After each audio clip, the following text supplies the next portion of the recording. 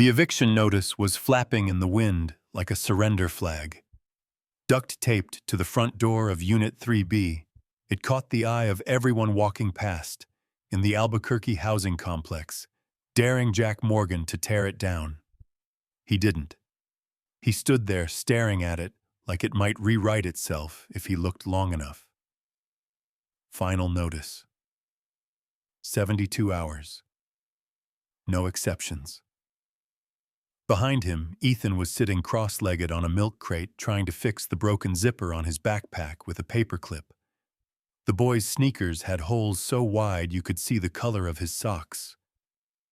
Blue today. Mismatched yesterday. Dad, Ethan asked without looking up, what happens if we don't leave? Jack didn't answer. He couldn't lie. Not anymore. Instead, he reached into his pocket and pulled out his phone. Dead. Of course. No power, no gas, no money, no options. No one coming to help. He looked at his son, just 10 years old, the only reason he was still trying, and felt that thick, familiar wave of failure rise up in his chest. That's when the panic started. Not the loud kind, the kind that screamed. This one was quiet. Heavy, like being buried slowly under invisible dirt. A weighted silence pressing down on him.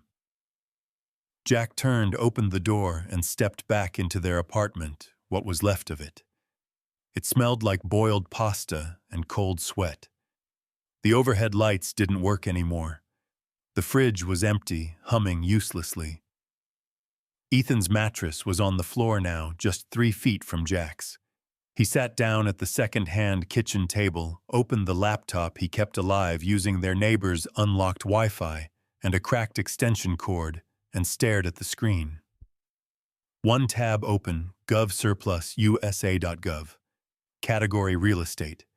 Keyword Abandoned. He hadn't meant to end up here. It started with looking for cheap storage units, maybe something he could live out of once the eviction hit. He clicked through dusty listings of old post offices and decommissioned ranger stations, most priced far beyond what he had. Then he saw it. Site Echo 9 Decommissioned Military Facility. Built 1951, decommissioned 1969. Location 87 miles southeast of Socorro, New Mexico. Status structurally condemned. Access at buyer's risk. Minimum bid $1, no photos, no map, just a set of GPS coordinates. Red warning label. Buyer assumes all liability. Jack blinked. Was it a joke, a glitch? He refreshed the page. Still there. Dad, Ethan's voice came from behind him. The water's cold again. I know, buddy. I'm working on it. He stared back at the screen. The word bid flashed like a taunt. Who the hell sells a military bunker for $1? Who the hell buys one? Jack checked his bank account, $1.17. No income coming in, no food stamp balance, no side job calls. The only thing he had left was that dollar and a bad habit of gambling on hopeless things. Maybe, just maybe, he thought there's something down there. Scrap metal, old copper wiring, generators, steel doors. Even if it was just shelter, it would be theirs. He clicked place bid, entered $1, confirmed. A warning flashed, non-refundable. You will be contacted if you are the highest bidder. Pickup and transport are buyer's responsibility. Jack looked at Ethan, who had now moved to the window, watching neighbors pack a U-Haul 2 doors down. If this is the dumbest thing I've ever done, he muttered under his breath. At least it only cost me $1. 3 days later, the email arrived, like a message from another life. Subject: Congratulations. Your bid for Site Echo 9 has been accepted. Please remit payment and retrieve ownership documents within 14 days. Jack reread it 5 times. Then he slid the phone across the table to Ethan, who blinked at the screen. "You bought a bunker." Jack half laughed, half cried. "I guess I did." The Federal Asset Disposition Office wasn't in some marble building. It was tucked between a payday loan center and an old barber shop off Route 66. The fluorescent lights inside hummed like bugs trapped in glass. A woman behind the desk didn't look up as Jack approached. "Name Jack Morgan, Echo 9. He nodded. She slid a clipboard toward him, yellow tabs marking where to sign. "That'll be $1. He dug out 4 quarters, placing them gently on the counter like they were sacred.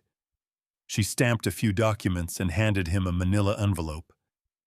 "Deed keys, last known site report from '87. Good luck, Mr. Morgan."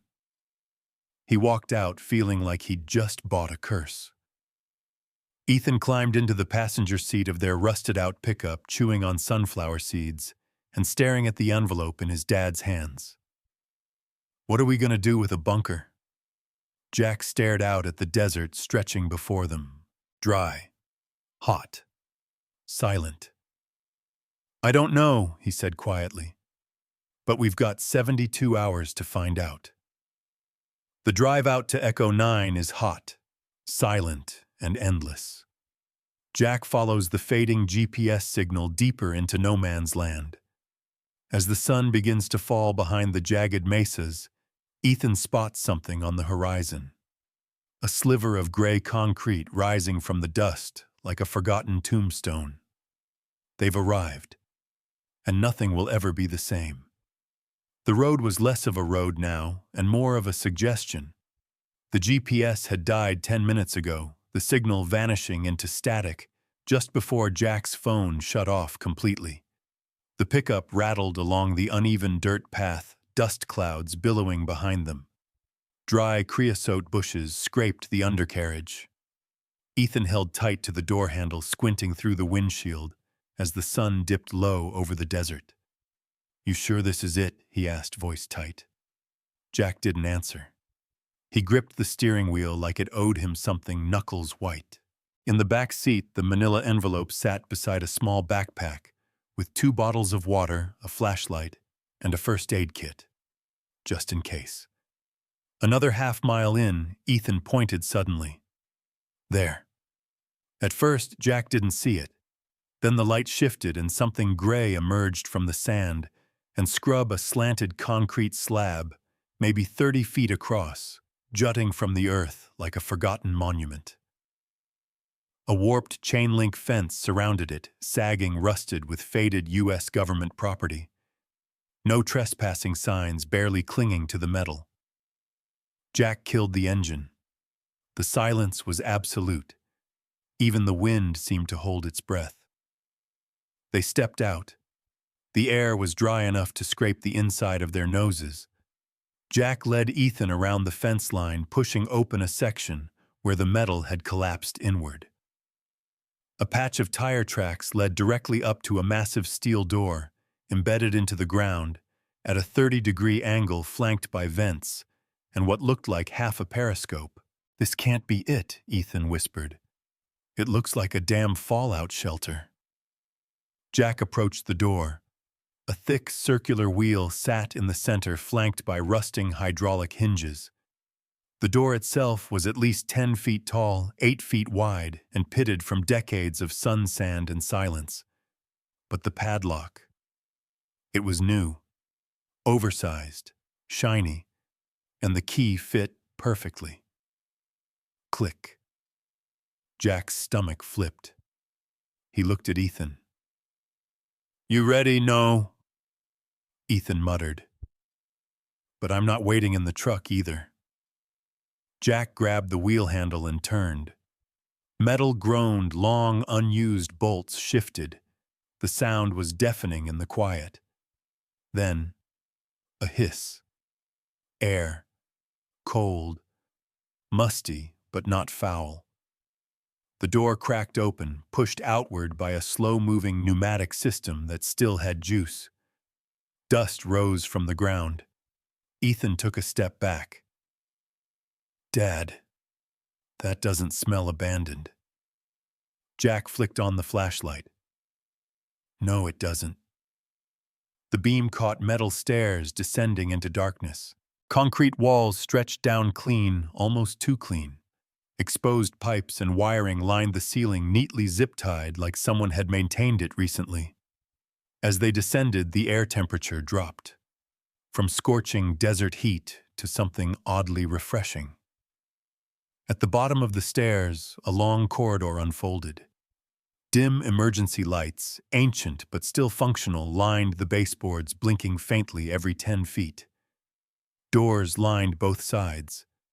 Metal, stenciled with codes E901, E902, E903. Ethan crept closer to his father.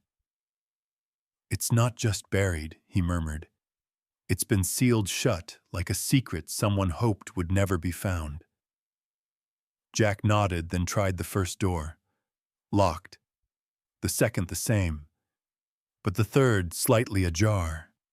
Someone had propped it open with a rubber doorstop. Jack paused. Every instinct in him screamed to turn around. But they'd come this far. He pushed the door open fully. The beam of his flashlight swept across the room.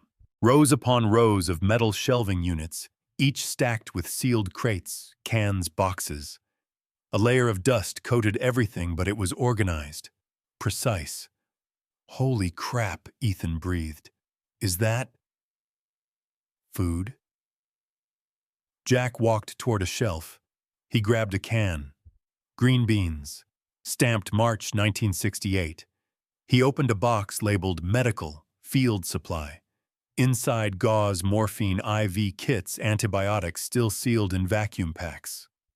Another crate read, Water Ration Military, 10-gallon potable. Everything was labeled, everything cataloged. This was no random cache. It was intentional, prepared, maintained. Jack turned slowly, taking it all in. Then he saw it. A desk in the corner. Wooden, covered in papers, and sitting right on top a journal. Open, not dusty. The handwriting was fresh. He picked it up. Final inspection complete. All systems operational. Vault seal intact. The burden passes forward now. May the finder have the courage I lacked. RT. Date 6 days ago. Jack flipped back through the pages. The entries stretched back decades. Always the same message repeated monthly or quarterly: vault secure. Air system checked. Food storage rotated. Power tested. Different handwriting over time, but always the same purpose: to protect something.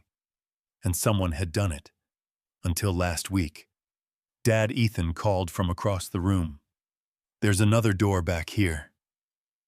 Jack followed the voice. What he saw stopped him cold. It wasn't just a door. It was a vault, a circular steel monster like you'd see in a bank. Massive locking bolts, a turn-dial combination lock. The metal around it gleamed. Unlike the rest of the facility, this hadn't aged. It was pristine. Around the frame, someone had wiped the dust to reveal engraved words. Federal Reserve Emergency Depository, authorized access only, ESEST. 1951. Jack stepped back. He knew the Cold War lore. He'd read those conspiracy forms, those half-buried reports. Emergency vaults built to store gold, cash, critical assets in case of nuclear war. Most were rumored to be dismantled or moved to Fort Knox. But this one had been forgotten. He turned the dial. It moved smoothly. Too smoothly. The journal's last entry echoed in his head: the combination is what everyone forgets. The year we promised never again. The day freedom died. The month we learned fear. Jack thought. Hiroshima. August 6, 1945. Rite 8. Left 6, right 19, left 45, click. The vault creaked, shifted slightly. Jack took the wheel and turned.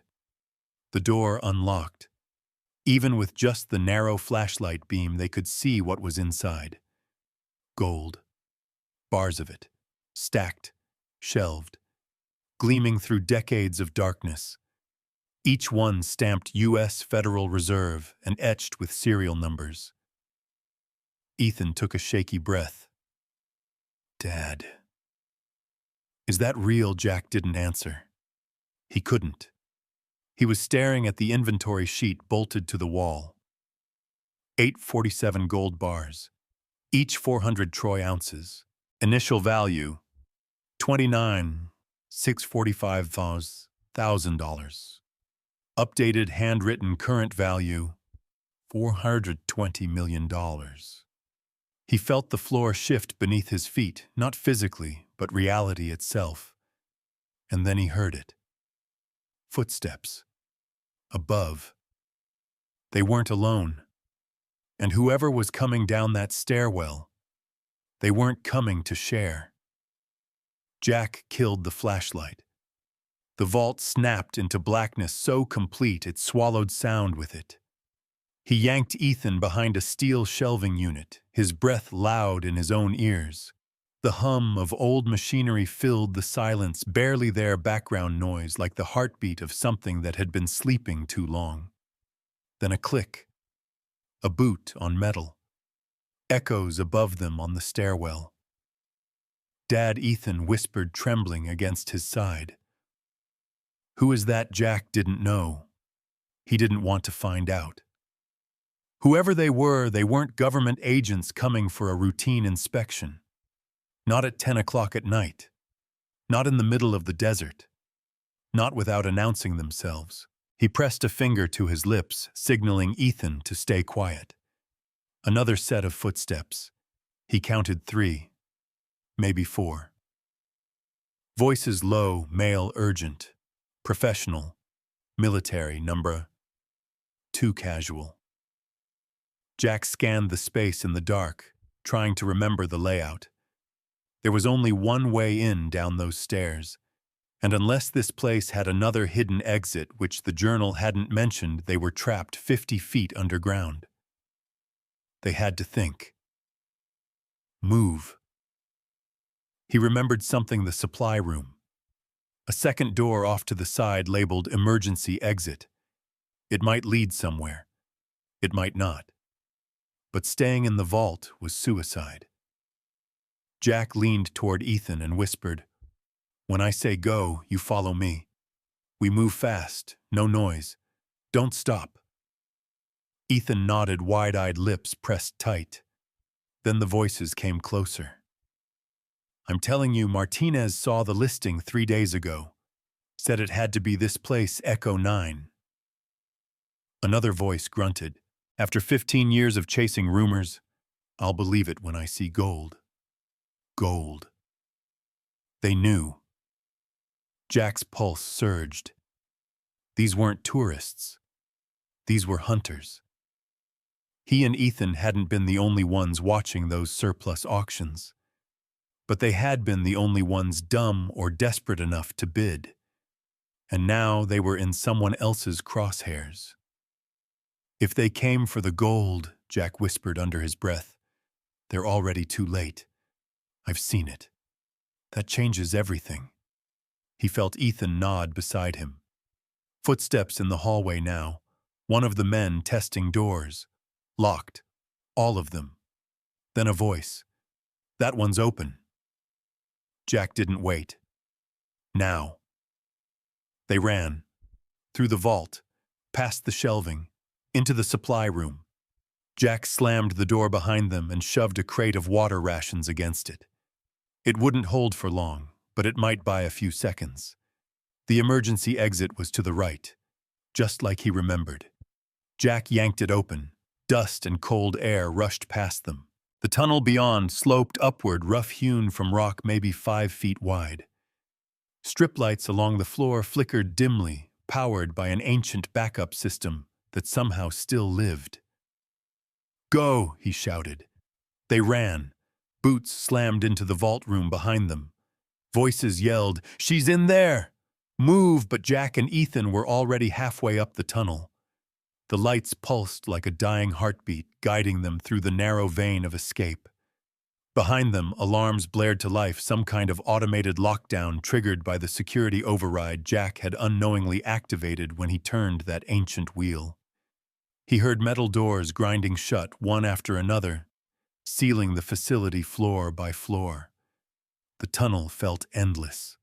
Ethan stumbled once, scraping his palms on rough stone, but didn't stop.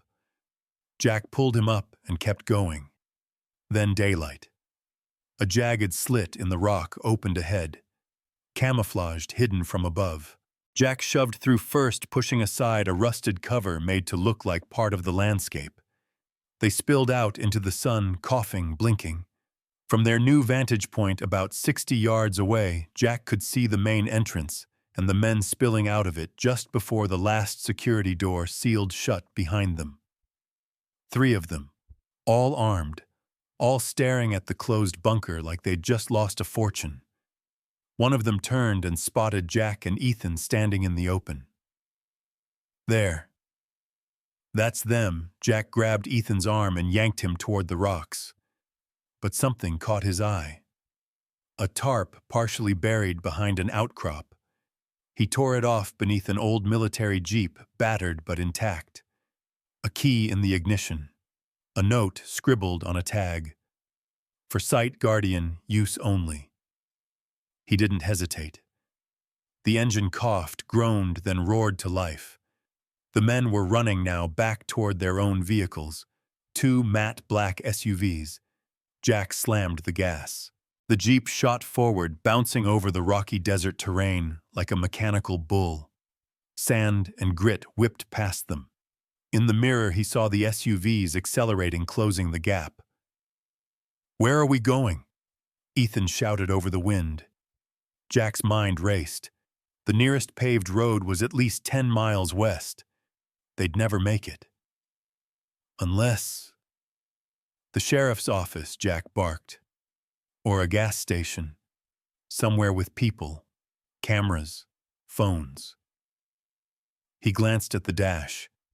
A set of old GPS coordinates was etched into the panel in faded black marker, probably left by Red, the last guardian. Jack picked up the ancient radio handset, shook it. Dead. His phone buzzed. 1 bar. Then 2. Enough. He dialed 911. 911, what's your emergency? My name is Jack Morgan. I'm being chased by armed men near Echo Basin, southeast of Socorro. I have my 10-year-old son with me. They tried to trap us inside a government bunker. Sir, are you injured? No, but we need help fast. I have GPS coordinates. They're on the dash. I'll read them now. He recited the numbers. The dispatcher confirmed. Units are en route. Stay on the line. Jack looked in the mirror. The SUVs were closing fast. Ethan turned in his seat, gripping the door. Dad. They're gaining. Then flashing lights ahead. A New Mexico State Police cruiser appeared like a gift from the gods, skidding into view around a bend in the dirt road. Sirens on, doors opening, guns drawn. The SUVs braked hard. Dusted clouds burst into the air. The vehicles turned, vanishing back into the hills. Jack slammed the Jeep to a stop. His hands shook on the wheel. Ethan let out a sound, half laugh, half sob. A state trooper approached. Mr. Morgan. Yes. Jack gasped. Yes. You and your son okay? Jack nodded, though his legs buckled as he stepped out. Yeah. We're okay. But nothing felt okay. In his pocket was the deed to Echo 9. Behind him, a sealed vault filled with gold that no one had claimed in 50 years, and now someone wanted it badly enough to kill for it. He looked at the trooper, eyes bloodshot, throat dry. I need to talk to someone from the federal government. Jack said, his voice calm, deliberate. "This is bigger than you think." The trooper glanced at the wrecked jeep, the boy clinging to his father, the distant plume of dust where the SUVs had disappeared. "Yes, sir," he said. "I believe you." Jack pulled Ethan into a hug. They weren't just running anymore. They were in it. And the next person to arrive wouldn't come with a gun. They'd come with a suit and an offer. Jack couldn't sleep. He lay on the stiff motel mattress staring at the popcorn ceiling, the faint hum of the wall AC mixing with the soft snores of his son in the next bed. It was past midnight. They'd been checked in under fake names at the direction of the state police. "For your safety," the officer had said, "until someone higher up takes over." Higher up. That phrase had a weight now, because Jack knew the truth, and worse, so did someone else. Across the room, sitting upright in a plastic chair by the window, was Trooper Ramirez, the state cop assigned to babysit them for the night. He was dozing in and out, shotgun on his lap, one eye always half open. Jack sat up and quietly swung his legs over the side of the bed. He padded to the sink, turned on the water, and splashed his face. In the mirror, he looked like a man unraveling, eyes sunken, beard rough, the kind of guy people crossed the street to avoid. A man who had just found a secret worth $420 million and now had no idea what to do with it. The knock came at 1:23 a.m. Sharp, measured, no pounding, no urgency, just a rhythm that said, "We already know you're awake." Ramirez snapped upright, cocked the shotgun. "Stay there." He approached the door, checked the peephole, then lowered the barrel slightly. "It's a Fed." He opened the door just enough to speak. Identification. The man outside didn't argue. He simply held up a black wallet, flashing a badge and a government ID with the gold seal of the U.S. Department of the Treasury. "Agent Monroe. I'm here to speak with Jack Morgan." Jack stepped into the frame behind Ramirez. "I'm Jack." Monroe nodded. "Mind if we talk? Won't take long." Jack hesitated. Something about the man's voice, calm, patient, professional, made him instantly uneasy. "Alone," Monroe added. "No way," Ramirez barked. "Protocol says I'll talk," Jack cut in. "But not here." They sat in the parking lot on a concrete curb under a flickering street lamp.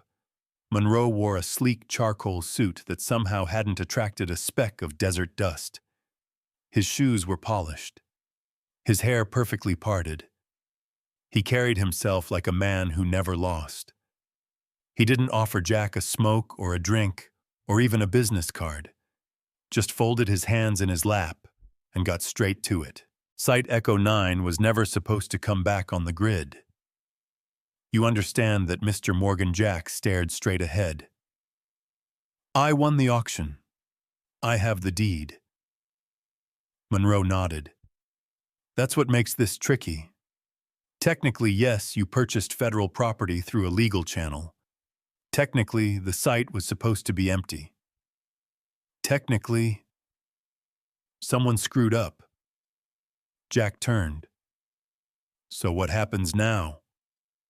Monroe smiled faintly. "You give us access. We reclaim what's inside. You walk away with $50 million tax-free, no media, no court dates, no headlines. We seal the bunker. You go back to Albuquerque, a wealthy man, and your son never works a day in his life." Jack blinked. It was the kind of offer that breaks people. Smooth, polished, delivered in the dead of night like a gift from God. But he'd seen the vault. He'd read the journals. He'd seen what that gold meant. That gold was hidden to protect the country during a war, Jack said quietly. And it was forgotten. For decades. I didn't steal it. I didn't loot it. I found it. Fair and legal. And now you've made it complicated. Monroe's voice never rose, never wavered. You're not a villain, Jack. You're a man in over his head. I'm offering you a way out. Jack clenched his fists. 50 million to walk away, Monroe continued. Or a lifetime of fighting Goliath, what'll it be? He didn't answer right away. Monroe left before sunrise, no threats, no handshakes, just a card with a private number and the words, "You have 72 hours." The next day back at the station, they were cleared to leave. The official line was that trespassers had forced them out of their legal property and that the matter was under investigation. Jack was advised not to return to Echo 9 until further notice.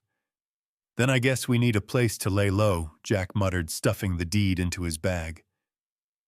That place ended up being a diner 2 counties over. Cheap coffee, stale toast, wobbly booths. The kind of place the world forgot, but Jack liked it. It felt familiar. Ethan stirred cream into his mug with his finger. Are we going back to the bunker? Jack didn't answer. Because we can't keep running forever, Ethan said, not looking up. We need to do something. A voice behind them. Maybe I can help with that. Jack turned. She was tall, lean, maybe mid-30s, a notebook in one hand, phone in the other. Her press badge hung on a chain around her neck. Grace Delgado, independent journalist. She smiled like she'd just found the lead she'd been chasing her whole life. Tell me your story, Jack, she said calmly, or someone else will write the ending for you. Jack's first instinct was to shut it down. He didn't need more eyes on this. He needed fewer. But Grace wasn't easily dismissed. She already knew too much. I've been tracking surplus site auctions for 2 years, she said, sliding into the booth. You're not the first guy to stumble into something valuable. But you're the first to make it out alive. She showed him photos, military reports, blurry surveillance shots, half-redacted memos. One name kept coming up, Duke Hannigan. Who is he, Jack asked. Ex-Intel, Cold War Black Ops. He's obsessed with finding what the government forgot.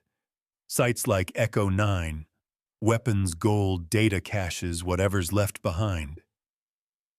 Jack frowned. He's the one who chased us. Yeah, and he won't stop until he gets inside that vault. Grace leaned in.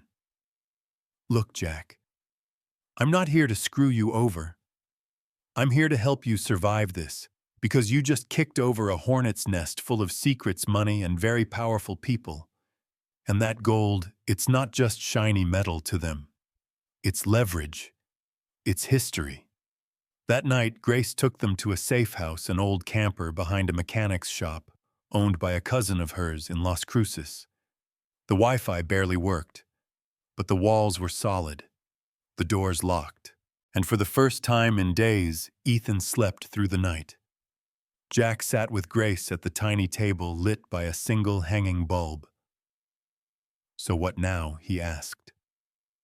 She slid a worn photo across the table, black and white, a man in military uniform. Beside it, the name Thomas Red Keenan. He's the last living operator from Echo 9, she said. He disappeared 20 years ago. I think he's been watching the site ever since. Jack studied the photo. Grace's voice lowered. If anyone can tell you what that gold really is and why it was buried in the first place, it's him.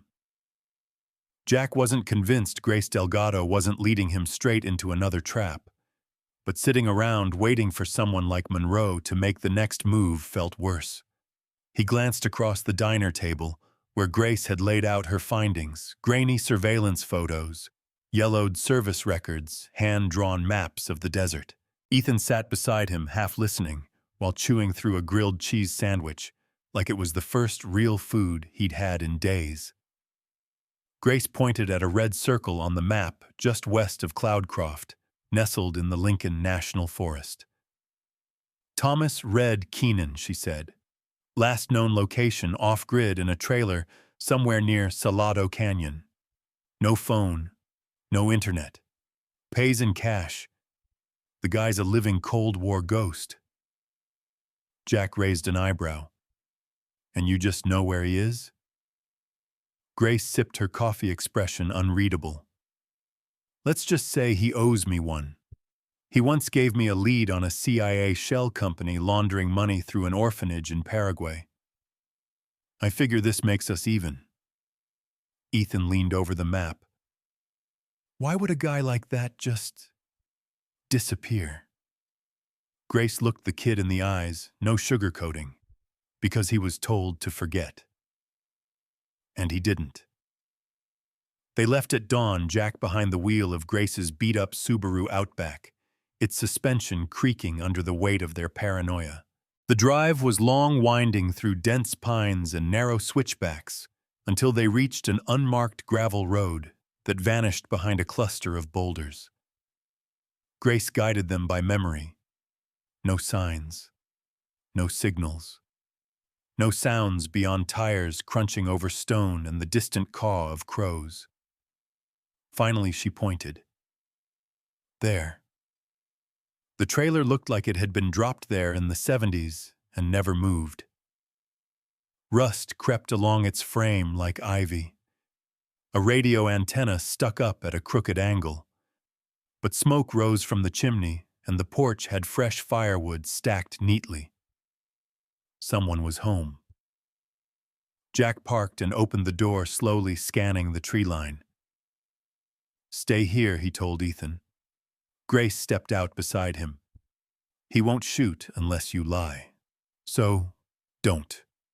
Before Jack could ask what counted as a lie in Red Keenan's world, the screen door swung open. Out walked a man who looked carved from the same rock the mountain sat on. White beard, thick and uneven. Eyes sharp, suspicious. He held a hunting rifle casually in one arm and a coffee mug in the other. His flannel shirt was patched at the elbows, and his jeans had been mended by hand. You brought a stranger, he said to Grace without looking at Jack. And a kid. Grace shrugged. Didn't have a choice. Red turned his gaze to Jack, studied him, then said, You opened the vault. Not a question. Jack froze. Yeah. Red sipped his coffee. Dumb son of a bitch. They sat around a wood-burning stove inside. The place was surprisingly clean, filled with old maps, dusty radio equipment, and shelves of books on military history, economics, and nuclear warfare. Ethan dozed off in a chair with a blanket over his shoulders. Red leaned forward, the firelight dancing in his eyes. Echo 9 wasn't built to survive a war, he said. It was built to outlive accountability. That gold. That's not Fort Knox spillover. That's black budget currency. Bribes, bailouts, emergency leverage for deals that could never be made on paper. Jack shook his head. But the markings Federal Reserve read laughed bitter and low. Stamps don't make it clean. You think the Pentagon keeps its sins in plain sight. He grabbed a folder from a drawer and tossed it onto the table. Inside were old memos, declassified files, and a faded photograph of 5 men in suits standing in front of a freshly sealed vault. One of them looked eerily like Agent Monroe, same jawline, same stare, but 30 years younger. Jack flipped through the documents. One memo caught his eye. In the event of national breakdown, Site Echo 9 shall remain independently staffed to ensure continuity of elite financial assets bypassing congressional oversight. Red pointed at the memo. Translation. When the bombs fall, the people starve and the country fractures. The rich stay rich. Grace's voice was low. And your job to make sure no one found it. Ever. Jack clenched his fists. Why now? Why let me in? Why leave the key in the auction system? I didn't, Red said. I was off-grid when it went live. Some clerk must have flagged it for decommission without reading the tags. That wasn't an accident. It was bureaucracy. Grace leaned back. Duke Hannigan knows Red. He's been chasing these sites. He tried to kill Jack and Ethan. Red went quiet. He stared at the fire. I trained Duke, he said finally. Back when he still believed in things. Jack spoke slowly. He's not the kind of man who gives up. No, Red agreed. He's the kind who finds cracks. And if he thinks there's more than gold in that vault. Jack looked up. What do you mean more? Red didn't answer. Instead, he stood, walked to a rusted filing cabinet and pulled out a metal case. Inside was a sealed envelope stamped with a red wax insignia. A triangle with 3 stars. He placed it on the table. That's the real secret of Echo 9. But once you read it, you're in. There's no walking away. Jack hesitated. Then he opened it. Inside was a single sheet of paper. Coordinates. A login code. And one phrase, Project Atlas. Status dormant. Do not activate without authorization. Jack looked up confused. What is it? Red looked him dead in the eye. Insurance. The kind that starts wars if the wrong person turns it on. They left just before sunset. Red didn't say goodbye. He just nodded once at Ethan and turned back inside. Jack drove in silence for nearly half an hour, the desert rolling out around them in endless waves of red and gold. Grace finally spoke. What are you going to do with it? Jack exhaled. I don't know yet. But I'm not selling it. She smirked. Monroe's not gonna like that. Jack's phone buzzed. Blocked number. He answered. The voice on the other end was calm. Too calm. You've made your choice, now we'll make ours. Click. They didn't hear the engine until it was almost too late. From the canyon ridge above them, a black SUV dropped down fast, kicking up dust headlights off. Another followed, then a third. They were boxed in. Ethan shouted, Dad. Jack swerved, fishtailing into a dry wash tires barely gripping. Bullets pinged off the rear view. Grace ducked, screaming something Jack couldn't hear over the roar of the wind. In the mirror, he saw one of the SUVs pulling a wide turn, blocking the path behind them. They were surrounded. Jack gripped the wheel so hard his knuckles turned white.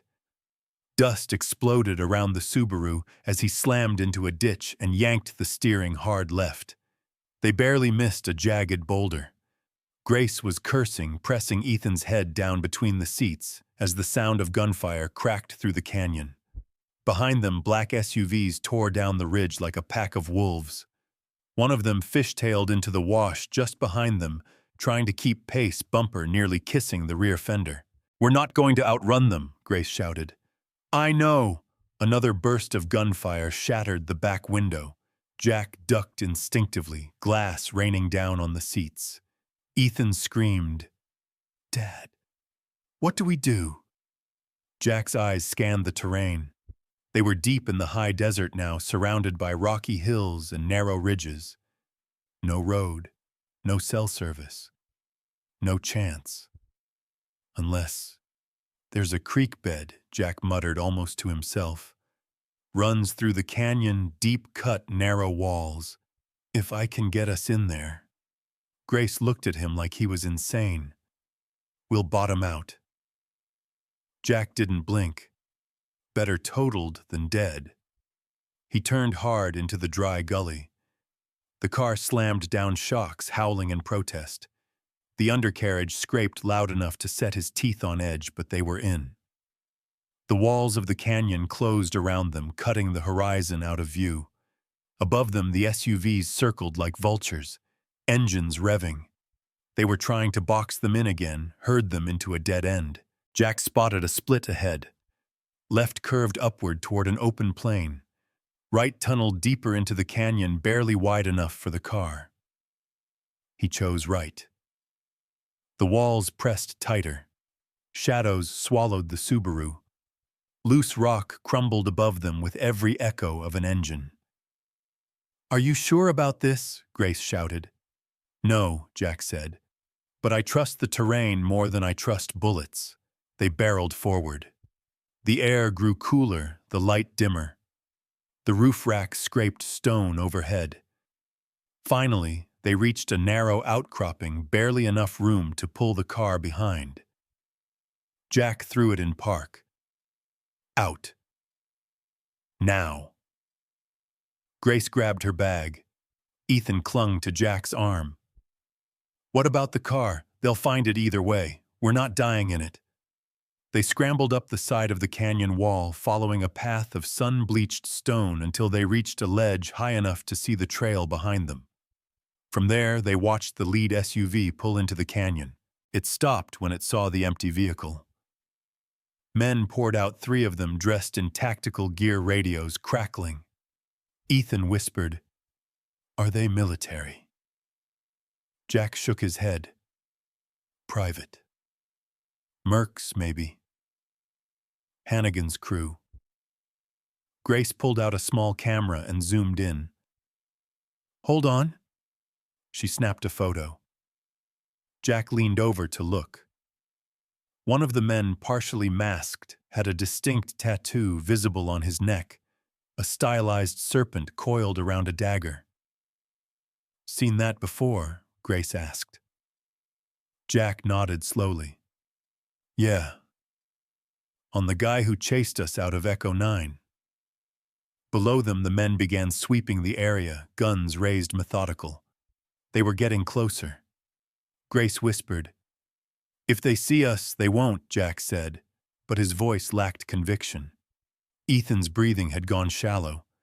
His hand found Jack's and squeezed. Then Jack looked down the slope and saw an old mining shaft boarded over halfway, the wood brittle with age, but the darkness behind it real and deep. "Down there." Grace blinked. "Are you serious?" "It's our only shot." They slid down the slope quietly.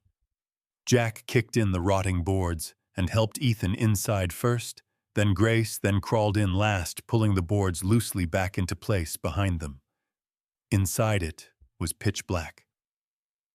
Jack turned on a small flashlight, its beam catching the glint of rusted tracks and a broken ore cart. They moved slowly. The air was cool and smelled of iron and damp stone. The shaft sloped gently downward, deeper into the mountain. "We're gonna get lost in here," Grace whispered. Jack kept walking. "No." These old mines were built to follow veins. They always loop back or open somewhere. Behind them, distant shouting. Then footsteps. They found the car, Grace muttered. Ethan stumbled. Jack caught him. "You okay? I'm scared." Jack knelt, put both hands on his son's shoulders. "Hey, look at me. We've been through worse." Ethan shook his head. "No, we haven't." Jack smiled just a little. "You might be right." They pressed on. After 20 minutes of crawling, ducking, and dodging low beams, they found a break in the wall, an old ventilation tunnel leading upward. A ladder of corroded rebar jutted from the rock. Jack climbed first, testing each rung. It held. "Come on." One by one they climbed until they emerged into a narrow ravine, open sky above. "Air, space, light. We made it." Ethan gasped. Then the sound of a drone. Jack turned. Overhead, a small quadcopter hovered, camera pointed straight at them. "Go!" he shouted. They sprinted across the ravine toward the tree line. Behind them, the drone zipped off. "They've got eyes on us now," Grace said, panting. "Where the hell do we go?" Jack didn't slow. To the one place they won't follow. Grace gave him a sharp look. Echo 9. Jack nodded. They're expecting that she warned. They're expecting me to run, Jack corrected. We're going back to take control. Grace blinked. You really think the government will let you keep it? No, Jack said flatly. But they can't unsee what I saw. They want to bury the truth, but they can't unring the bell. He stopped, turned to face both of them. Echo 9 isn't just a vault, it's a pressure point. And the only thing that can protect us now is proving to the world what's inside. Grace stared at him. That's not survival, Jack. That's war. He looked her dead in the eye. Then I guess we stop running. The desert had a strange kind of silence just before dawn, like the world was holding its breath. Jack stood on the ridge overlooking Echo 9, the entrance now buried beneath layers of sand and time. Grace stood beside him, binoculars raised. Ethan sat farther back near the jeep they'd hot-wired outside of Lincoln, sipping from a canteen, eyes dark with exhaustion. Grace lowered the binoculars. No movement, no surveillance vehicles. Either they think you're dead, or they're waiting inside. Jack's voice was gravel. Let's assume the worst. The plan wasn't perfect. It wasn't even good. But it was the only move left. They couldn't keep running. Every ally was a risk. Every hiding place became a trap. The vault wasn't just a fortune anymore. It was leverage, power, a trigger for something buried deeper than gold. We're going back in, Jack said quietly. We start the upload. Grace hesitated. Are you sure Jack didn't answer right away? He turned toward his son. If anything happens to me, you keep him safe. Grace frowned. You planning to die in there? He looked at her. I'm planning for them to. 30 minutes later, they were back inside. The air was colder now, stale with tension. The moment they stepped through the hatch, something felt off, cleaner, less dust, as if someone had passed through and wiped away just enough to leave a message.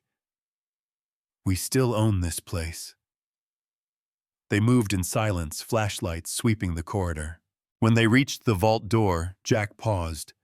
A red LED blinked just beneath the combination dial. Grace narrowed her eyes. That wasn't there before. It's live, Jack said, which means someone brought the systems back online. He turned to Ethan. The flash drive, Ethan handed it over.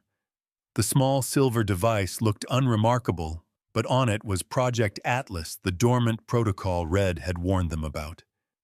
The file wasn't gold. It wasn't money. It was data. Schematics, names, dates, a full blueprint of illegal financial operations and black market laundering programs run through Echo 9 since the Cold War. Jack plugged the drive into the terminal next to the vault. Grace crossed her arms.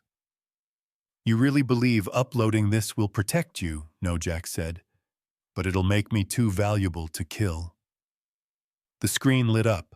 A prompt enter access code. He typed in the sequence Red had given him. A slow hum vibrated through the walls. The vault door groaned, internal gears rotating like the turning of a massive clock. As the door swung open, a sharp beep echoed from behind them. Then a voice. You should have taken the deal, Jack. They turned. Duke Hannigan, flanked by two men in tactical gear. Calm, confident. His hair was silver now, but his posture, his eyes sharp as ever. He wore no armor, just a black jacket and leather gloves, like a man who knew he didn't need to lift a finger to end lives. Jack raised his hands. You followed us here. You led us here, Duke corrected, with your little drone stunt. And now you've walked right back into the fire. He stepped closer, nodding toward the vault. So, what's it feel like standing in front of the last secret? America forgot. Jack stared at him. Feels like I'm not the only one who remembers. Duke smiled. That's the problem. He raised a small remote. Step away from the terminal. Grace whispered. He's going to wipe it. But Jack didn't move. He took a slow step forward instead. You know what's on that drive, he said. You wipe it, it doesn't disappear. Copies already exist. Duke's expression shifted subtle. He wasn't sure if Jack was bluffing. You made this a war, Jack. That wasn't necessary. It was the only way you'd stop hunting my son. Duke's jaw flexed. Your boy was never the target. Jack's face darkened. He is now. Then he tossed something on the floor. A small, blinking black device. What's that? Duke asked. Jack smiled grimly. Insurance. The EMP burst detonated in a pulse of white-blue light flickering like lightning across the walls. The red LED on the terminal went dark.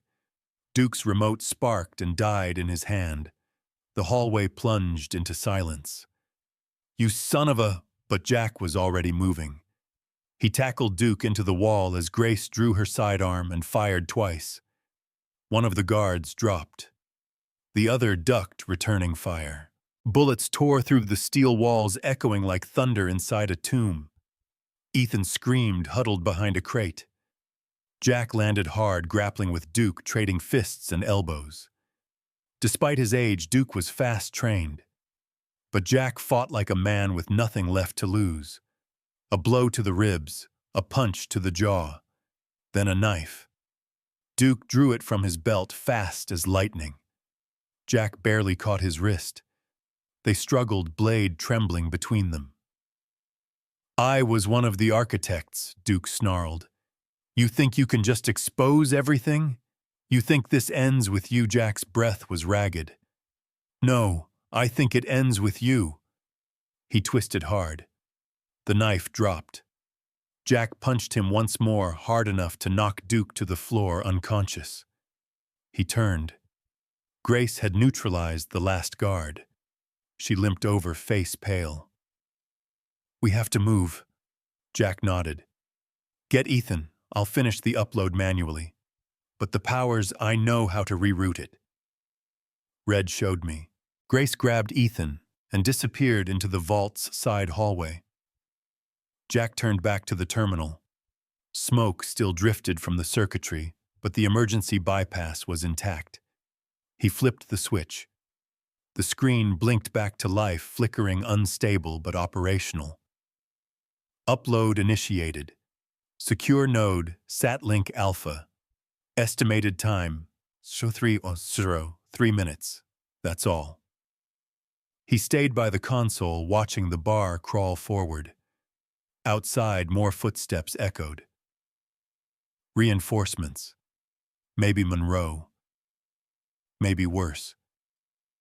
Then voice over intercom. Cold. Robotic. Jack Morgan. Cease operations. You are trespassing on federal property. Surrender immediately. Jack didn't move. He stared at the screen. 87%. The voice repeated firmer. This is your final warning. Jack leaned into the mic. This isn't just gold, it's truth, and the world deserves it. He hit execute. The data surged into the uplink. Somewhere in dozens of mirrored servers and inboxes of journalists, watchdog agencies, global organizations, the contents of Project Atlas went live. Every name, every dollar, every buried secret. The intercom cut out. A moment later, the power in the facility flickered, then died. But it was too late. Jack stumbled back, breathing hard. It was out there now. No one could stop it, not even him. Smoke lingered in the air like a warning. Jack stood in the dark, the emergency lighting casting everything in pale red. The console was dead now. Sparks danced from the cables and the hum of the vault's systems had finally faded into an eerie metallic silence. But it was done. He'd hit execute. The upload had gone out. The truth was no longer a secret. He leaned against the wall, catching his breath. His knuckles were raw, his ribs ached from the fight with Duke, and his ears still rang from the EMP blast. But somewhere, servers, journalists, watchdogs, the files were arriving. Red had made sure those satellite codes were real. Behind him, Grace and Ethan emerged from the shadows. Ethan looked, pale eyes wide, still clutching his backpack like it was body armor. "You okay, kid?" Jack asked. Ethan nodded, then, after a beat, "You hit that guy in the face." Jack grinned through the pain. "Yeah, I did." Grace's voice was low and serious. "We need to go now." Jack hesitated. "He'll wake up soon." She knew who he meant. Duke Hannigan. They both glanced at the unconscious man tied up beside the vault entrance. Blood had dried at the corner of his mouth, but his chest still rose and fell slow and steady. "You should end it," Grace said quietly, "because he won't stop." Jack didn't look at her. "Then let him come. But next time the whole world will be watching." She didn't argue. She just picked up her gear and led the way out. Outside, dawn was breaking across the desert. The sun crawled over the ridge, turning the sky pink and gold, like someone had lit a match across the horizon. They climbed out of Echo 9 and emerged into the open air, blinking against the brightness. Ethan stared up at the sky. "Feels different," he said. Jack put a hand on his shoulder. "Because everything is." He wasn't wrong. The world was already changing. They made it back to the Jeep and started driving. Radio silence, just static. Cell signals were still dead in the basin, but Grace kept checking her phone anyway. She finally caught a bar near the highway. Her notifications exploded, buzzes, pings, incoming calls. She opened one of the links from a journalist friend. There it was. Breaking news. Everywhere. Leaked government files expose decades of black budget corruption. Project Atlas, the secret Cold War vault America never admitted existed. Photos, names, transaction records. One article featured an aerial shot of Echo 9 dated just weeks ago. Jack's name was blacked out, but the deed was clearly visible in another frame. Jack read it over Grace's shoulder, the magnitude slowly sinking in. "You didn't just expose the gold," Grace said. "You ripped open a machine they've spent decades keeping buried." Jack nodded. "Good." But then her face changed. She tapped another headline. This one read, "Unverified upload sparks, global panic world markets react to Atlas files." "Look," she whispered. "Stock crashes, government statements, denials, Russia, China, everyone's scrambling. This isn't just truth, Jack. It's chaos." He stared out the windshield. "They'll blame me. They already are." They reached Las Cruces by midday and holed up in a cheap motor lodge behind a shuttered gas station. Grace made a few encrypted calls. Jack kept Ethan close. Neither of them said much. The air felt heavier now, like the storm was circling. By nightfall, the TV reports confirmed what they feared. The president had issued a statement. The material uploaded to various unsecured networks earlier today is part of an unauthorized leak of historic defense information. The Department of Defense is currently investigating the origin and veracity of these files. We urge the public not to engage in the distribution of unverified content that could pose a threat to national security. Jack turned off the TV. Grace spoke without looking at him. They're not going to arrest you, Jack. They're going to erase you. He stared at the blank screen. If I go down, I want the world to see it. Ethan looked between them. What does that mean? Jack turned to his son. It means we don't run anymore. We go straight at them. The next morning, Grace arranged a meeting with someone she trusted, Congresswoman Evelyn Park, a quiet reformer from Oregon with a record of exposing military waste and corruption. If anyone would listen, it was her. They met in a parking garage in El Paso. Grace insisted on the location-neutral ground, no surveillance, easy exits. Park arrived with a single aide. No press, no convoy. She stepped out of the car and shook Jack's hand like she'd known him her whole life. I read the files. I've been chasing Atlas for 10 years. You just dropped it on the world in one night. Jack didn't smile. You here to help or shut me up? Park smirked. Depends. Are you here to make noise or start something real? Jack stepped closer. What if I said I wanted to testify in public, on record, with names? Then I'd say you better not blink, Mr. Morgan. Because once this starts, you don't go back to being a private citizen. You'll be target number 1. Jack looked down at Ethan, then back at her. Then we do it. We burn it all down. By the time they returned to the motel, the news was already leaking. Jack Morgan identified as whistleblower behind Atlas leak. Photos of him and Ethan filled the screen. Drones, security footage. Someone had pulled surveillance from a gas station 2 towns back. Grace slammed her laptop shut. They're moving faster than I thought. We need protection, Jack said. You have 2 days before they drag you off in cuffs or worse. He turned to her. Then we use those 2 days to expose every last name, every transaction. Not just Atlas. Everything in that vault. She met his eyes. Even if it takes the country with it, Jack didn't blink. Maybe the country needs to be torn down to be saved. Rain wasn't common in the desert, but that night it came in sheets. Jack watched it hammer the windows of the safe house from the corner of the room. The little TV buzzed with breaking headlines, all of them spinning the same frantic question. Who is Jack Morgan, and why did he leak the Atlas files? Photos of him were everywhere now, leaked from DMV records, grainy shots from Echo 9. Even a school photo of Ethan somehow made it on screen. They were no longer ghosts. They were the story. Grace paced beside him, phone to her ear. No, we need a verified platform. Not a podcast, not a blog.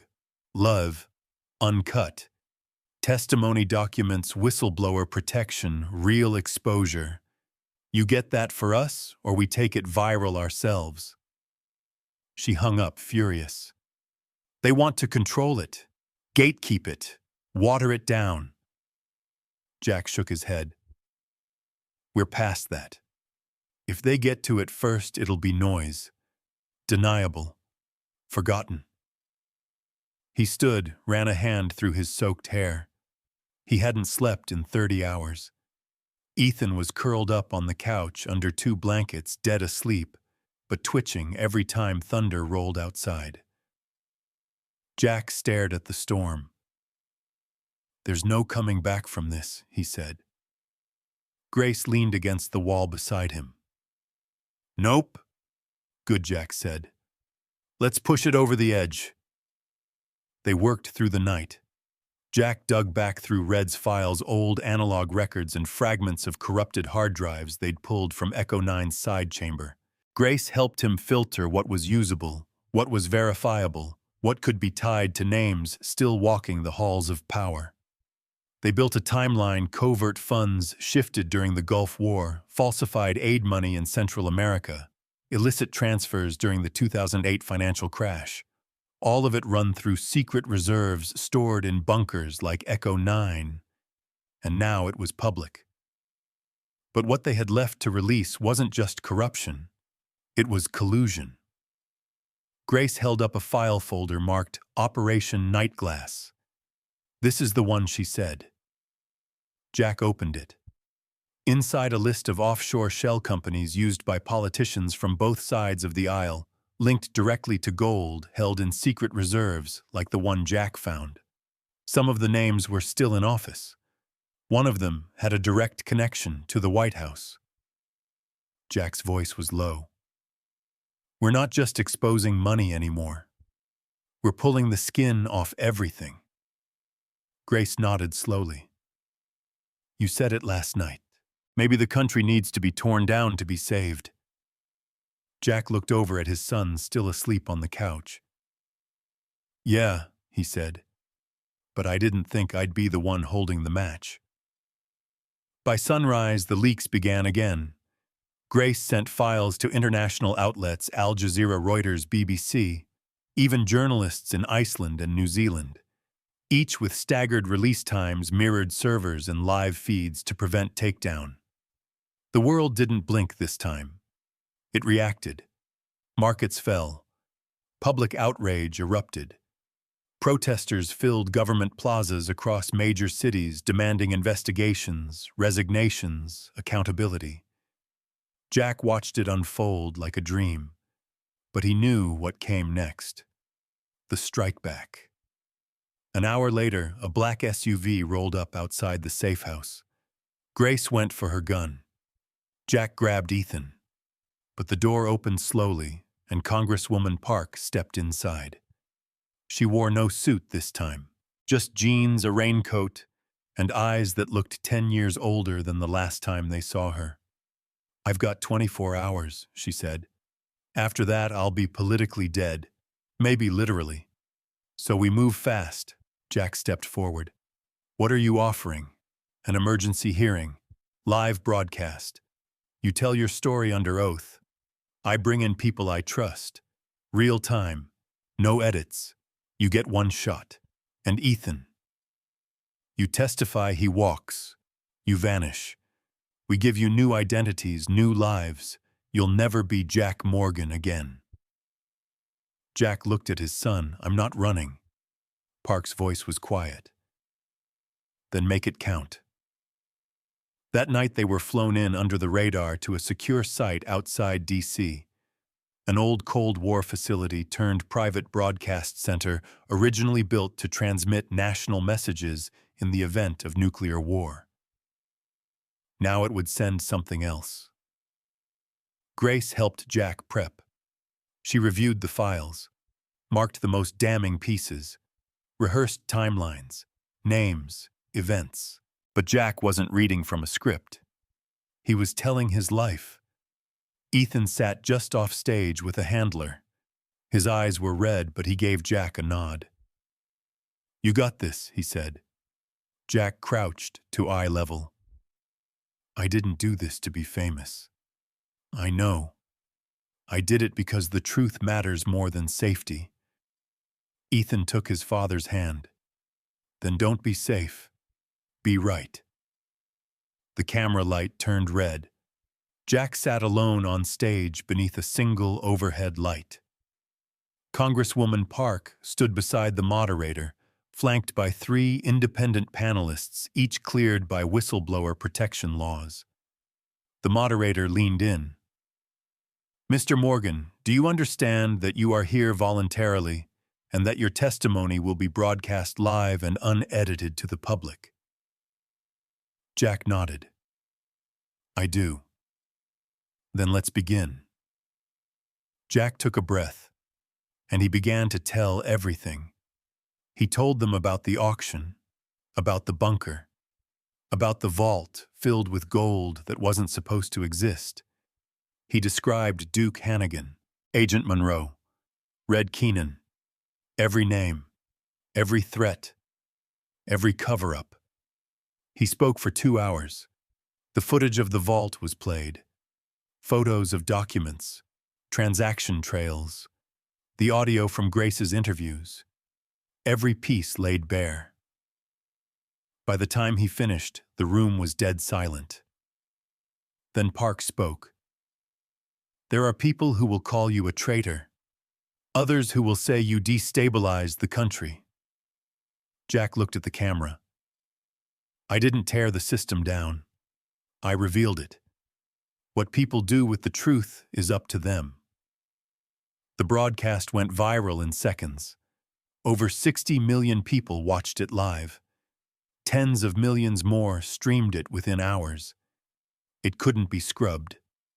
Couldn't be censored. That night, 5 resignations hit the Senate floor. By morning, 2 arrests. But Jack wasn't celebrating, because something else happened.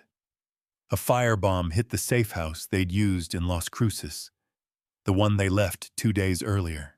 No casualties, but this message was clear. You may have spoken, but this isn't over. Grace read the headline and whispered, "They're sending a message." Jack looked at her calm now. Steady. Then here's ours, we're not afraid of the dark anymore. The rain had passed, but Washington still smelled like smoke and fear. Jack sat on the edge of a hard cot in a secure holding room beneath the Capitol, wearing the same dark suit he'd worn during his testimony. Across the small concrete space, a single red light blinked above the door. Cameras watched. Microphones listened. The quiet hum of state-approved surveillance. Grace had been taken to a different room. Ethan was in protective custody, but Jack hadn't seen him since the hearing. Outside, the world was catching fire. 4 senators had resigned in disgrace. 2 former defense officials had been indicted. The president's press secretary held an emergency midnight briefing to insist the government remained stable while trying not to sweat through his collar. Cities buzzed with marches, vigils, protests. Some peaceful, some not. But the question no one could answer yet was the one echoing in Jack's chest like a ticking bomb. What happens when people realize the system was never broken? It was rigged from the start. The door clicked open. Congresswoman Park entered, eyes sharp, expression unreadable. She closed the door behind her, placed a manila folder on the desk, and sat without a word. "You're a ghost now," she said after a moment. Jack looked up. "What does that mean?" "It means the government can't officially acknowledge you. Too dangerous. Too controversial. Half the country thinks you're a hero. The other half thinks you're a terrorist." Jack gave a grim smile. "Sounds about right." Park slid the folder across the table. "This is the deal. Full immunity, new identity, safe house in a country that doesn't have an extradition treaty. You get to vanish." He stared at the folder but didn't touch it. "And Ethan. He goes with you. You both disappear." Jack stayed silent for a beat. "Then, what about Grace? She's not part of this deal." He met her eyes. "Then it's not a deal." Park leaned forward. "This isn't about preference. It's survival. She made her choice when she leaked those files. So did I." Park studied him. Then she sat back, sighed. "There's more. We've confirmed at least 2 assassination contracts were greenlit in the last 12 hours. Both linked to remnants of the Atlas network. Private security firms, rogue agents. They're not done." Jack ran a hand over his face. "Then neither am I." Park looked tired. Not just physically, existentially. "You already lit the fire, Jack. Don't throw yourself into it." He finally picked up the folder, opened it. Inside was everything: passports, bank accounts, a clean slate. He stared at it for a long time, then shut it. No. Park blinked. What Jack stood. I didn't come this far to vanish. I came this far to finish what I started. Park exhaled through her nose. You want to bring the whole damn structure down. I want to replace it. Silence. Then a knock at the door. Grace stepped inside. She looked worse than Jack, bruised from the stress eyes, sleepless but still standing. You sure about this? She asked. He didn't hesitate. Yeah. She nodded once. Then we go. Park stared between them, then gave a half smile. God help us all.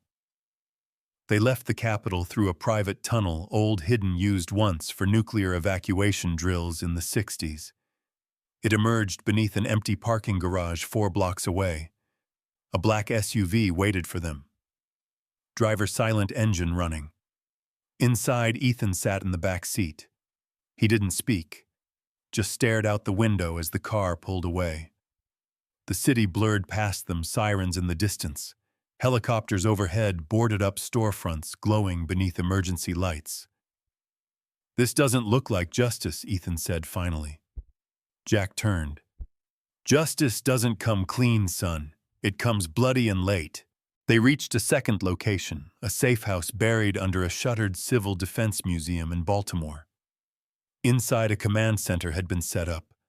Screens lined the walls, each showing live feeds, news channels, social media satellite pings. 2 technicians worked quietly. One of them, a woman named Lena with sharp eyes and a sharper keyboard, nodded at Jack.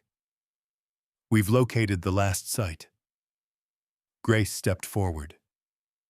Site Echo 1. Lena pulled up a screen. A satellite image showed a compound buried in Alaska near an abandoned oil field. Snow-covered. Remote. Invisible. No one's accessed it since 1997. But the last Atlas ledger shows a massive asset transfer there. $30 billion in gold. And something else, something called Directive Ember. Jack frowned. What is it? Lena shook her head. We don't know. But the files said if it ever activates, it means Atlas has failed. Jack turned to Grace. That's where this ends. Grace looked over at Ethan, then back at him. We'll need more than a flashlight and a half tank of gas. I know. Jack stepped forward, looked at the screens. I need a team. I need resources. And I need you to leak the location of Echo 1. Lena blinked. Leak it, that's suicide. No, Jack said. It's bait. Let them come. He tapped the map. They've been hunting us in the shadows. Now we drag them into the light. 2 hours later, a scrambled message hit a private Atlas channel. Encrypted. Short. Echo 1 is compromised. Mobilize. In a secure compound halfway across the country, Monroe read the message in silence. He turned to the man beside him. Prepare the final protocol. The man nodded. Directive Ember. Monroe's eyes darkened. Yes. If we're going to lose the game, we burn the board. Back at the safe house, Jack stared at the old military map Lena had spread out on the table. Snow, ice, silence.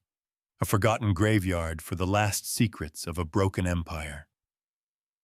Grace stepped up beside him.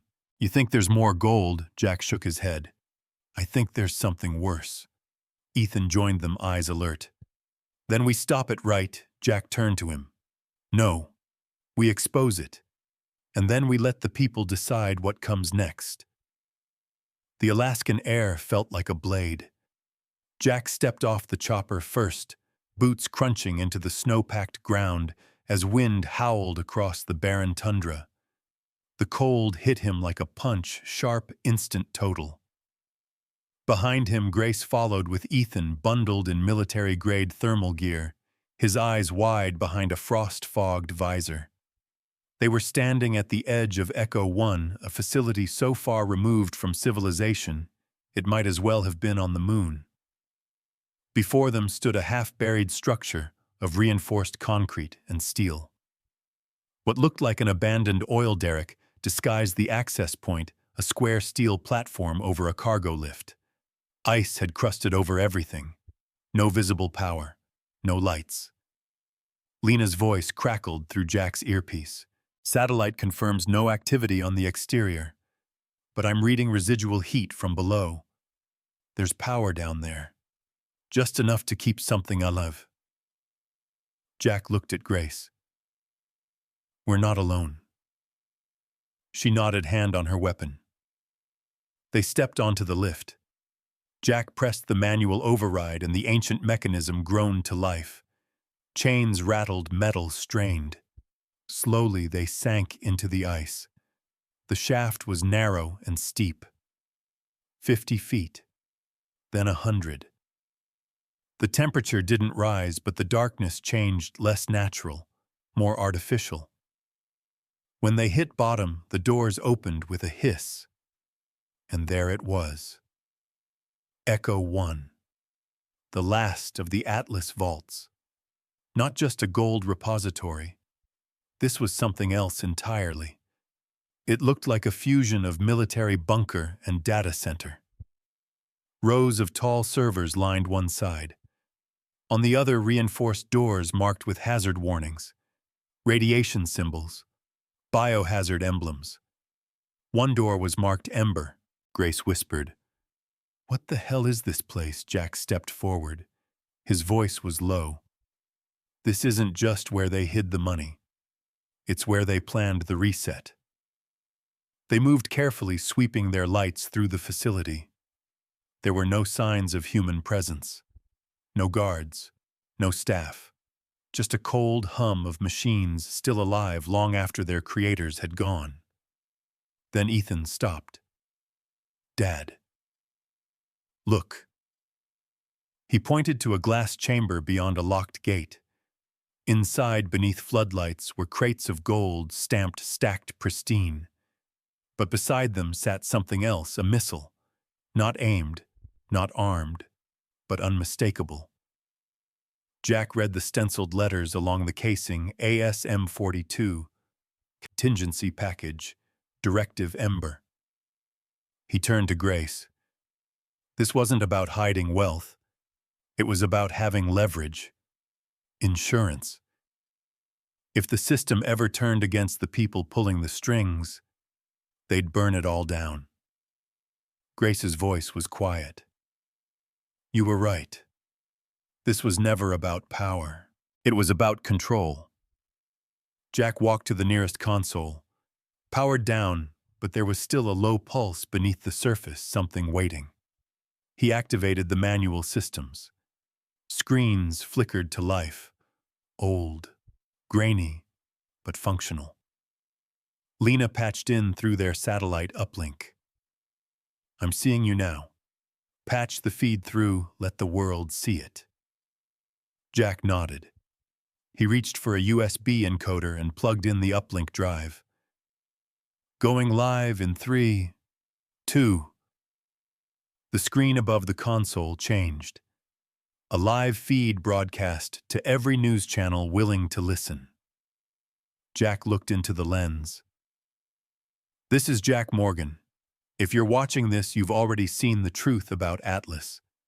You know the system is built on secrets, on hoarded power. But what you don't know, what they didn't want anyone to know, is how far they were willing to go to keep control. He stepped aside, gesturing to the missile chamber. This is Directive Ember, a failsafe. If Atlas ever lost its grip, they planned to trigger economic collapse. False flag attacks. Wipe the board. His voice sharpened. They didn't fear revolution. They planned for it. Then the feed cut. A burst of static. Then black. Jack whipped around to the console. What happened? Lena's voice came back broken. Jack's signal jammed. Someone's here. Before he could respond, alarms blared through the vault. Red lights spun. Metal doors slammed shut across corridors, and a voice echoed through the chamber. "Jack, you just couldn't leave it alone." "Monroe." His voice dripped through the speakers like venom. Cold, triumphant. "You were supposed to be a whisper, a warning. Now you're a symbol. That makes you dangerous."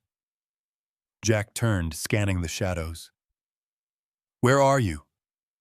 "In the one place you never belonged," Monroe said. "Inside the machine." Then came the sound of boots, metal hitting metal. They weren't alone anymore. 2 squads swept in from the eastern tunnel. Tactical uniforms, silencers, precision movements. Grace ducked behind a console and fired. The first guard dropped. Jack grabbed Ethan and pulled him toward cover, returning fire with calm, trained hands. It wasn't a firefight. It was a purge. Monroe's voice echoed again. "You exposed Atlas. Fine. Let the public rage. Let them burn cities. But you come for Ember, and I bury you beneath it." Jack dove behind a server rack as bullets ripped through the room. He turned to Ethan, breath ragged. "I need you to stay here, no matter what." Ethan's eyes filled with panic. "But Dad..." Jack gripped his son's shoulders. "If I don't make it out, you finish what I started. You hear me? You keep going.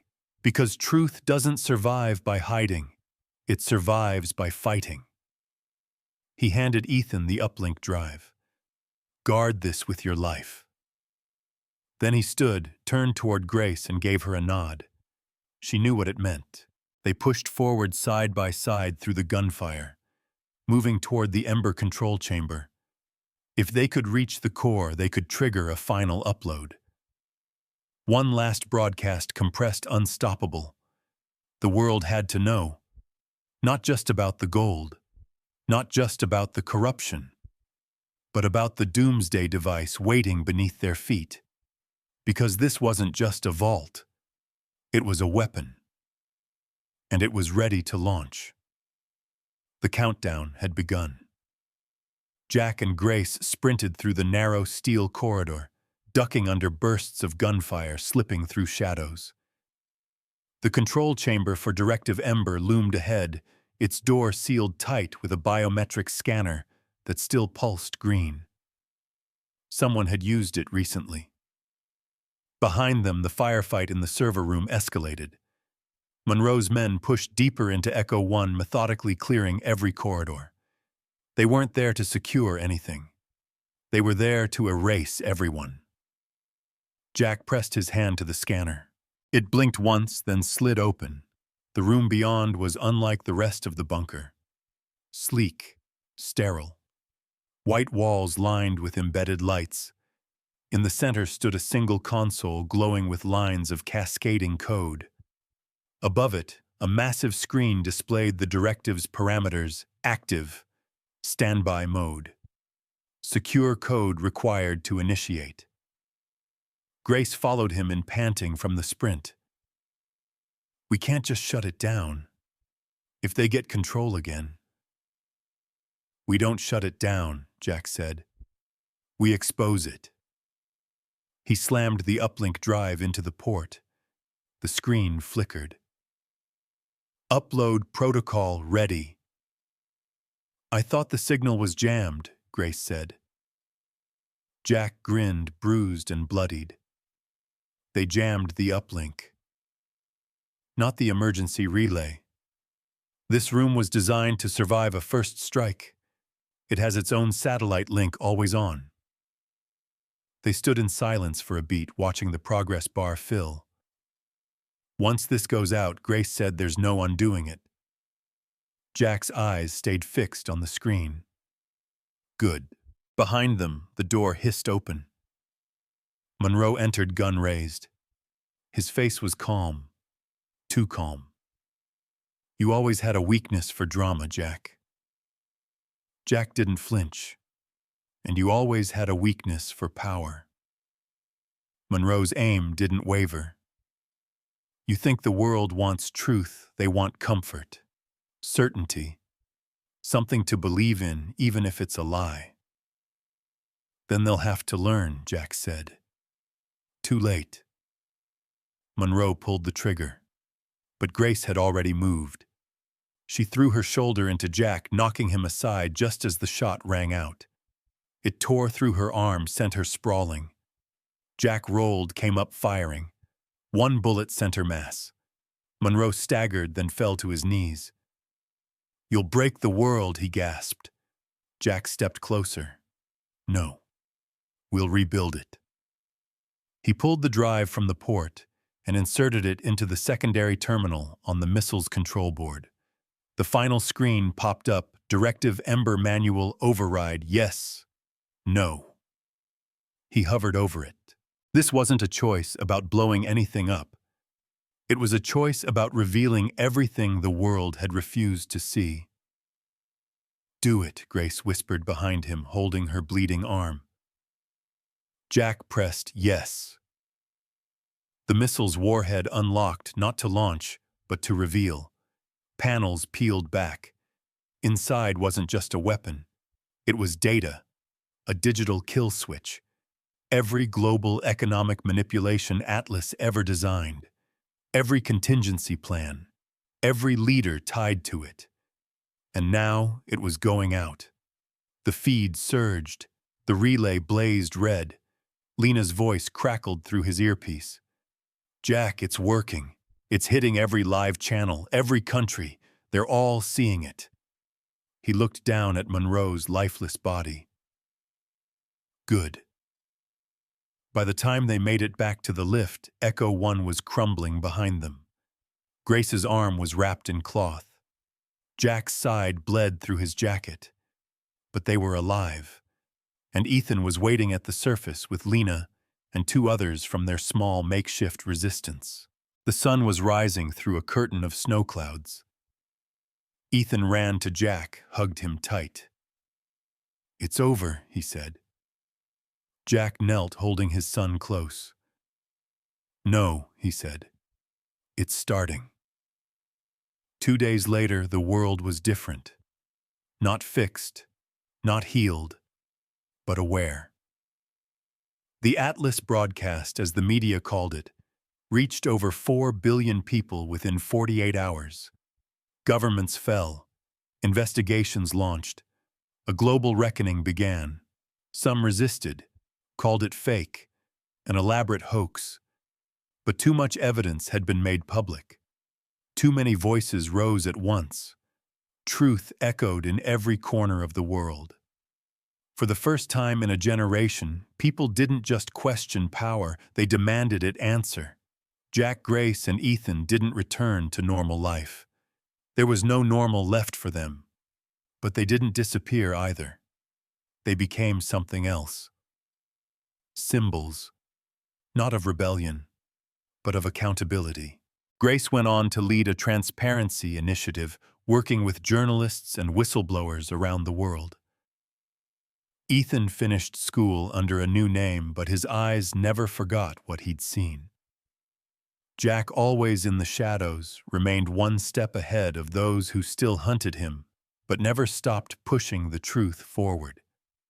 In his final interview years later, when asked why he did it, Jack said only this: "When you're born inside a lie, truth feels violent, but it's the only thing that makes us free."